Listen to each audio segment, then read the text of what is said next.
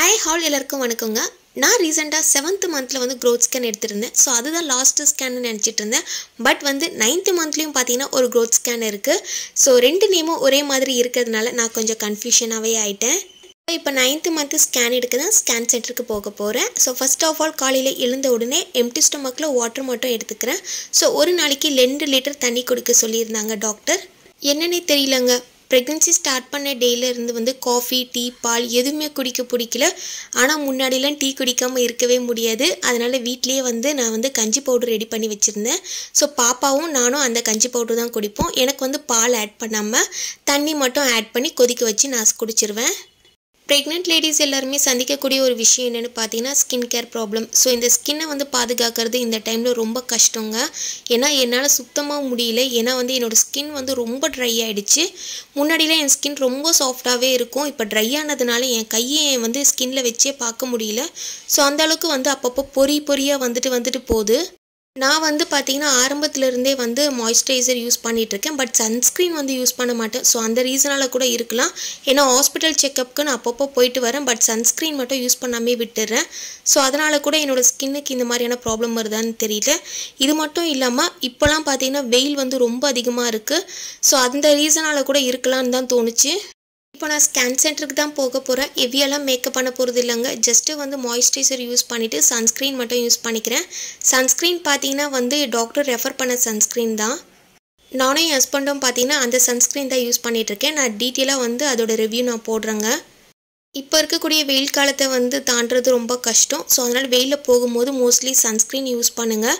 நீங்கள் என்ன sunscreen use பண்ணுறீங்களோ அதே கூட யூஸ் பண்ணிக்கலாம். என் வீட்டுக்காரும் பார்த்தீங்கன்னா சன்ஸ்க்ரீன் தான் யூஸ் பண்ணிகிட்ருக்காரு. ஏன்னா வந்து ஸ்கின் வந்து ரொம்பவே வந்து டேமேஜ் ஆகிடுச்சின்னு சொன்னார். அப்புறம் நாங்கள் வந்து டாக்டரை கன்சல்ட் பண்ணதில் இந்த சன்ஸ்க்ரீன் தான் எழுதி கொடுத்தாங்க. இது உமன்ஸ் அண்டு மென் எல்லாருமே யூஸ் பண்ணலான்ற மாதிரி சொன்னாங்க. பட் இந்த சன்ஸ்க்ரீன் என்னன்னு சொல்லிட்டு நான் டீட்டெயிலாக உங்களுக்கு நான் ரிவ்யூ போடுறேங்க. என் வீட்டுக்கார் பார்த்தீங்கன்னா ஆஃபீஸ்க்கு தான் கிளம்பிட்டுருக்காரு. காலையிலேயே வந்து ஒரு 10 o'clockலாம் அப்பாயின்மெண்ட் வாங்கிட்டாங்க ஸ்கேன் சென்டரில். ஏன்னா இப்போது எடுக்க போகிறது வந்து 9th month growth scan. 7th மந்த்லேயும் ஒரு க்ரோத் ஸ்கேன் எடுத்தேன். பட் வந்து அது வந்து 7th மந்தில் எடுக்கக்கூடியது. இப்போ 9th மந்த்து வந்து பாப்பாவோட வளர்ச்சி எப்படி இருக்குது, பாப்பாவோட வெயிட்லாம் எப்படி இருக்குதுன்னு பார்க்கக்கூடிய ஒரு ஸ்கேனு. காலையிலேயே வந்து பார்த்திங்கன்னா பாப்பாவுக்கு லஞ்ச்லாம் ரெடி பண்ணி ஹஸ்பண்டுக்கு லஞ்ச்லாம் ரெடி பண்ணி ஆஃபீஸ்க்கு அனுப்பிட்டேன். இப்போ டைம் பார்த்தீங்கன்னா 9 o'clock ஆகுது. வாஷிங் மிஷின் போட்டால் ஒரு 10 o'clock வரைக்குமே ஓடும். ஸோ பாட்டி இருக்காங்க. பாட்டி வந்து துணியை காய வச்சுருவாங்க. 5th month 7th month 8th month கூட ஓரளவுக்கு சமாளிச்சிட்டேன். 9th மந்த் அப்போ ரொம்பவே நடக்கவே முடியல. ரொம்ப கஷ்டமாகவே இருக்குது. பாப்பாவோட வெயிட் ஏற பார்த்தீங்கன்னா நடக்கவே முடியல. கால்லாம் பயங்கரமாக வலிக்க ஆரம்பிச்சிடுச்சு. ஒரு வேலை கூட செய்ய முடியலங்க. ஸோ பாட்டி தான் வந்து இப்போலாம் எனக்கு சமைச்சு கொடுக்குறாங்க. பட் நானும் கொஞ்சம் ஹெல்ப் பண்ணிட்டு தான் இருக்கேன். பட் ரொம்ப வந்து நம்மளால் செய்ய முடியல, உட்கார முடியல, எழுந்துக்க முடியல. ஆனால் எங்கள் பாட்டி என்ன சொல்கிறாங்கன்னா இந்த டைம் இப்படி தான் இருக்கும். ஆனால் இந்த டைமில் நீ சப்பாங்கால் போட்டு தான் உட்காரணும். சேரில் ரொம்ப நேரம்லாம் உட்காரக்கூடாது. கால் நீட்டி உட்காரக்கூடாது. காலை ஒரே இடத்துல வச்சு உட்காரக்கூடாது. ரொம்ப நேரம் வந்து நின்றுட்டே இருக்கக்கூடாது. ரொம்ப நேரம் உட்காந்துட்டே இருக்கக்கூடாதுன்னு நிறைய ரெஸ்ட்ரிக்ஷன் சொல்கிறாங்க. பட் வந்து அவங்க சொல்கிறது எல்லாமே கரெக்டு தான். இந்த டைமில் வந்து உட்காந்து துணி துவைக்க சொல்கிறாங்க. பட் என்னால் உட்காரவே முடியல. ஸோ அதனால் வாஷிங் மிஷினில் தான் துணியை போட்டுட்ருக்கேன். ஸோ ஒரு துணி 2 துணினா மட்டும் நான் உட்காந்து துவைப்பேன். இந்த ப்ரெக்னென்சி டைமில் 8th மந்த் ஸ்டார்ட் ஆன உடனே பார்த்தீங்கன்னா பாடி ஹீட்டும் அதிகமாகிடுச்சுங்க. ஜாபுக்கு போகும்போது பார்த்தீங்கன்னா ஆயில் அதிகமாக யூஸ் பண்ணவே மாட்டேன். முடி ரொம்ப ட்ரை ஆகிடுச்சு. முடி வந்து கொட்டிக்கிட்டே இருக்குது. போகிற போக்க பார்த்தா மொட்டையாயிடுவேன்னு தோணுது. ஸோ அந்தளவுக்கு வந்து முடி கொட்ட ஆரம்பிச்சிடுச்சு. ஸோ அதுக்கப்புறமா தான் சரி ஓகே பயந்துட்டேன். இப்போ டெய்லியுமே பார்த்தீங்கன்னா எண்ணெய் யூஸ் பண்ணிட்டு தான் இருக்கேன். நம்ம தலைக்கு எண்ணெய் யூஸ் பண்ணணும். அப்புறம் வந்து வயிற்றுலையும் பார்த்தீங்கன்னா எண்ணெய் யூஸ் பண்ணிகிட்டு இருக்கேன். இது நம்மளோட பாடி ஹீட்டை வந்து ரெடியூஸ் பண்ணும். கஷாயம் எடுத்துக்கிட்டிங்கன்னா கால் வீக்கத்தை வந்து குறைக்கும். அதை பற்றி நான் ஷார்ட்ஸ் வீடியோ போட்டிருக்கேன். டைம் இருந்தால் போய் செக் பண்ணி பாருங்கள். இப்போ நான் பார்த்தீங்கன்னா மேக்கப் போட்டு கிளம்பிட்டேங்க. இப்போ நான் க்ரோத் ஸ்கேன் எடுக்கிறதுக்காக தான் போயிட்டுருக்கேன்.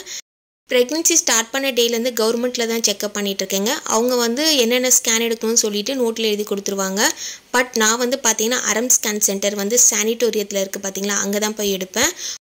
மார்னிங் பிரேக்ஃபாஸ்ட்டுக்கு முட்டை தொக்கு தோசை மட்டும் சாப்பிட்டுட்டு வந்துட்டேங்க. நான் வந்து அப்பாயின்மெண்ட் பேஸ் பண்ணி தான். ஸோ அதனால் வந்து கொஞ்சம் நேரம் வெயிட் பண்ணிகிட்டு இருந்தேன். 1 hour கிட்ட வெயிட் பண்ணுற மாதிரி இருந்துச்சு. இந்த ஸ்கேன் சென்டரில் தான் பார்த்தீங்கன்னா உங்களுக்கு பட்ஜெட் ஃப்ரெண்ட்லியாக ஸ்கேன் எடுக்க முடியும். But 5th month anomaly scan மட்டும் அப்பாயின்மெண்ட் பேஸ் பண்ணி தான். பட் மற்ற ஸ்கேன்லாம் வந்து நீங்கள் வெயிட் பண்ணுற மாதிரி தான் இருக்கும். ஒரு 1 hour கிட்ட வெயிட் பண்ணுற மாதிரி இருந்துச்சுங்க. ஏன்னா 15 பேர் கிட்ட ஸ்கேன் எடுக்கணும்னு சொல்லிட்டாங்க. ஸோ அதனால் 1 hour வெயிட் பண்ணிகிட்டே இருந்தேன். லைட்டாக பசிக்க ஆரம்பிச்சிருச்சு. அதனால் ஜூஸ் குடிச்சிட்டேன். எப்போவுமே வெயிலில் வரும்போது பார்த்தீங்கன்னா ஜூஸ் அப்புறம் மோர் மட்டும் எடுத்துக்கிறேன். ஏன்னா இந்த டைமில் மோர் குடிக்கிறதுமே பார்த்தீங்கன்னா ரொம்ப நல்லது. 1 hour வந்து வெயிட் பண்ணதுக்கு அப்புறமா நேம் கூப்பிட்டாங்க. ஸோ உள்ளே போய் ஸ்கேன் எடுத்தாங்க. இந்த ஸ்கேன் எதுக்காக எடுக்கிறோன்றதை பற்றியும் நான் டீட்டெயிலாக உங்கள் கூட ஷேர் பண்ணுறேன். இந்த ஸ்கேனை க்ரோத் ஸ்கேன்னு சொல்லுவாங்க. அதாவது கருவளர்ச்சி ஸ்கேனு. குழந்தை வளர்ச்சி எப்படி இருக்குன்னு பார்க்கக்கூடிய ஒரு ஸ்கேனுங்க. இது வந்து 34 வாரத்துலேருந்து 39 வாரத்துக்குள்ளே எடுக்கக்கூடிய ஒரு ஸ்கேனு. ஸோ இதில் வந்து பார்த்தீங்கன்னா 4 முக்கியமான மெஷர்மெண்ட்ஸ் பார்ப்பாங்க. ஹெட் மெஷர்மெண்ட்ஸ், வயிறு மெஷர்மெண்ட்ஸ், காலில் இருக்கிற தொடை மெஷர்மெண்ட்ஸ், பாப்பா சுற்றி இருக்கிற ஃப்ளூயிட் மெஷர்மெண்ட்ஸ் பார்ப்பாங்க. ஸோ இது ஜாஸ்தியாக இருக்கா கம்மியாக இருக்கான்னு பார்ப்பாங்க. பாப்பாவுக்கு முதுகெலும்பு லெஃப்ட் சைடில் இருக்கா ரைட் சைடில் இருக்கான்னு பார்ப்பாங்க. நஞ்சுக்கொடியோட பொசிஷன் முன்னாடி இருக்கா பின்னாடி இருக்கான்னு பார்ப்பாங்க. நஞ்சுக்கொடி வந்து கர்ப்பப்பை வாய்க்கிட்ட இருக்கான்னு பார்ப்பாங்க. டிஸ்டன்ஸ் எவ்வளோ இருக்குன்றதையும் பார்ப்பாங்க. கர்ப்பப்பையோட வாய் மெஷர்மெண்ட்ஸு சென்டிமீட்டர் எவ்வளோ இருக்குது, ஓப்பன் ஆயிருக்கா க்ளோஸில் இருக்கான்றதையும் பார்ப்பாங்க. முக்கியமான குழந்தையோட அவுட்பீட்டை வந்து செக் பண்ணுவாங்க. பாப்பாவோட தலை கீழே இருக்கா மேலே இருக்கான்னு பார்த்துட்டு அதையும் வந்து மென்ஷன் பண்ணுவாங்க. நமக்கு ஸ்கேன்லேயும் காட்டுவாங்க. நம்ம கர்ப்பப்பைக்கு போகிற ரத்த ஓட்டம், பாப்பாவுக்கு போகிற ரத்த ஓட்டத்தை பார்ப்பாங்க. குழந்தையோட நஞ்சு கொடியிலேருந்து தொப்புள் கொடி வழியாக பிளட் சப்ளை போகும். ஸோ அது கரெக்டாக இருக்கான்னு செக் பண்ணுவாங்க. இந்த க்ரோத் ஸ்கேனில் ரொம்ப முக்கியமாக பார்க்கக்கூடியது என்னென்னா குழந்தை வளர்ச்சிக்கான மெஷர்மெண்ட்ஸ் எப்படி இருக்குது, குழந்தையோட அவுட்பீட் எவ்வளோ இருக்குது, குழந்தையோட வெயிட் எவ்வளோ இருக்குன்றதையும் பார்ப்பாங்க. குழந்தை சுற்றி இருக்கிற ஃப்ளூயிட், அதாவது பனிக்கூட நீர் எப்படி இருக்குன்னு பார்ப்பாங்க. ஸோ அதோட அளவையும் வந்து பார்த்து சொல்லுவாங்க. ஹார்ட் பீட் எவ்வளோ இருக்குன்றதையும் பார்ப்பாங்க. குழந்தையோட முதுகெலும்பு, ஸ்பைன், ஸோ இது எல்லாத்தையும் வந்து பார்ப்பாங்க. நஞ்சுக்கொடி, அதாவது பிளசண்டான்னு சொல்லுவாங்க. நஞ்சுக்கொடிக்கு போகிற ரத்த ஓட்டம் எப்படி இருக்குன்னு பார்ப்பாங்க.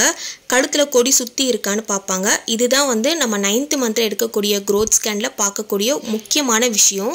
இதை தவிர்த்து பார்த்தீங்கன்னா நிறைய மெஷர்மெண்ட்ஸையும் பார்ப்பாங்க. அப்புறம் குழந்தை வந்து நல்லா இருக்கா, இதயம் வந்து எப்படி இருக்குது, லிவரு, அப்புறம் கிட்னிஸு, அப்புறம் வந்து லங்ஸ் எல்லாமே வந்து நல்லா இருக்கான்றதையும் பார்ப்பாங்க. மொத்தமாக வந்து பார்த்தீங்கன்னா 9th மந்த் ஸ்கேனில் எல்லாத்தையுமே செக் பண்ணுவாங்க. குழந்தையோட டெவலப்மெண்ட்ஸு எப்படி இருக்குது, நார்மலாக இருக்கான்றதையும் சொல்லுவாங்க. இந்த 9th மந்த் ஸ்கேன் எடுத்து முடிச்சுட்டு வெளியே வரும்போது தான் நிம்மதியாகவே இருந்துச்சு. ஸோ எப்படி இருக்குன்றதை பார்க்கணுன்னு ரொம்ப ஆர்வமாக இருந்தேன். நல்லா இருக்குன்னு சொன்ன உடனே வெளியே வந்து சாம்பார் சாதம் சாப்பிட்டுட்டு வீட்டுக்கு போகும்போது பார்த்தீங்கன்னா வெங்காயம், பூண்டு, கிர்னி பழம்லாம் வாங்கிட்டு வந்துட்டேன்.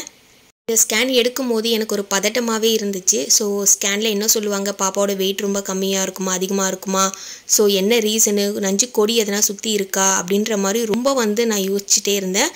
பட் ஸ்கேன் சென்டரில் போன உடனே அவங்க வந்து ஸ்கேனில் எனக்கு இதெல்லாம் காமிச்சாங்க. பாப்பாவோட முதுகெலும்பு, ஹெட்டு, கை, வயிறு, ஸோ இதெல்லாம் காமிக்கும் போது ரொம்ப ஹாப்பியாக இருந்துச்சு. இந்த ப்ரெக்னென்சி டைமில் 9th மந்தில் எடுக்கக்கூடிய ஸ்கேன் ரொம்ப ரொம்ப இம்பார்ட்டன்ட். அந்த ஸ்கேன் வந்து நல்லபடியாக அமையணும்னு சொல்லிட்டு காட் கிட்ட ப்ரே பண்ணிக்கிட்டே தான் போனேன். பட் எல்லாமே ரொம்ப நார்மலாகவே இருந்தது. பாப்பாவோட வெயிட்டும் பார்த்தீங்கன்னா 2.5 கிலோ கிட்டே இருக்குன்னு சொல்லியிருந்தாங்க. ஸோ ஸ்கேனை பார்த்துட்டு வந்தோடனே தான் நிம்மதியாகவே இருந்துச்சு. நானே எங்கள் அம்மாட்ட சொன்னேன், அம்மா ஸ்கேனில் நல்லபடியாக வந்துருச்சுமான்னு சொல்லி. அம்மாவும் ரொம்ப சந்தோஷப்பட்டாங்க. ஸ்கேன்லாம் எடுத்துகிட்டு சாப்பிட்டுட்டு வீட்டுக்கு வரதுக்கே பார்த்தீங்கன்னா ஒரு 2:30 மணிக்கிட்ட ஆயிடுச்சு. அப்படியே வீட்டுக்கு வரும்போது எல்லாத்தையும் வாங்கிட்டு வந்துட்டேன்.